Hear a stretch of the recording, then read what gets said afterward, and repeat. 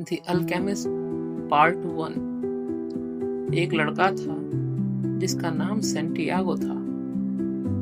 शाम ढल रही थी जब वो अपने भेड़ों के झुंड के साथ एक पुराने छोड़े गए गिरजाघर के पास पहुंचा। गिरजाघर की छत पहले ही टूटकर गिर चुकी थी और जहां कभी सेक्रेस्टी हुआ करती थी वहां अब एक बड़ा सा साइकामोर का पेड़ उगाया था। उसने तय किया कि वो रात वहीं बिताएगा। उसने देखा कि सारे भेड़ अंदर आ गए हैं उस टूटे हुए गेट से।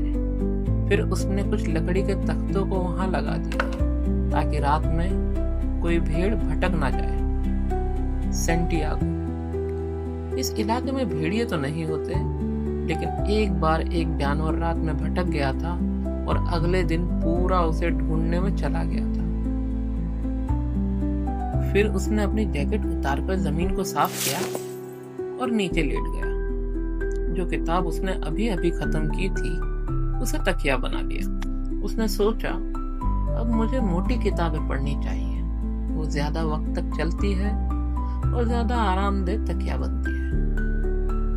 अभी अंधेरा ही था जब वो जागा और ऊपर देखते हुए आधी टूटी छत के पार से उसने सितारे देखे। उसने सोचा, काश मैं थोड़ी देर और सो पाता।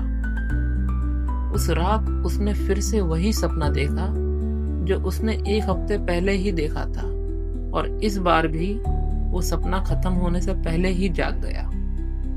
वो उठा और अपनी लाठी उठाई और जो भेड़ अभी तक सो रहे थे उन्हें जगाना शुरू किया। उसने परखा कि जैसे ही वो उठता ज्यादातर भेड़ भी हिलने लगते, जैसे कोई मिस्टीरियस एनर्जी हो जो उसकी जिंदगी को इन भेड़ों से जोड़ती हो। 2 साल बीत चुके थे सेंटियागो को इनके साथ गांव के मैदानों में खाने और पीने की तलाश में घूमते हुए। सेंटियागो, इतनी आदत हो चुकी है इन भेड़ों को कि अब ये मेरा स्केड्यूल तक जानते हैं। लेकिन थोड़ा सोचने के बाद उसने समझा, शायद ये उल्टा भी हो सकता है कि वो खुद इनके रूटीन की आदत में आ गया है। अक्सर कुछ भेड़ों को जागने में थोड़ा वक्त लगता, तब वो एक एक को अपनी लाठी से हल्के से छूकर जगाता और हर एक को उसके नाम से बुलाता। उसका हमेशा से मानना था कि भेड़ उसकी बातें समझ सकते हैं। कभी कभी वो उन्हें अपनी किताब के वो हिस्से सुनाता जो उसके दिल पर असर कर गए हैं, या फिर एक चरवाहे की तन्हाई या उसकी खुशी। ये सब उनसे बात करके बांटा करता।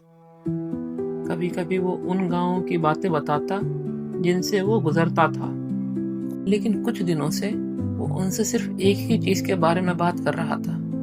एक लड़की, एक व्यापारी की बेटी जो उस गांव में रहती थी जहां वो लगभग 4 दिन में पहुंचने वाला था। पिछले साल वो उस गांव सिर्फ एक बार गया था। व्यापारी एक घरेलू सामान बेचने वाली दुकान का मालिक था और हमेशा ये आग्रह करता कि भेड़ों का ऊन उसके सामने ही काटा जाए ताकि कोई धोखा ना हो। एक दोस्त ने सेंटियागो को उस दुकान के बारे में बताया था और उसने अपने भेड़ों के झुंड को वहां ले जाकर ऊन की कटाई करवाई थी।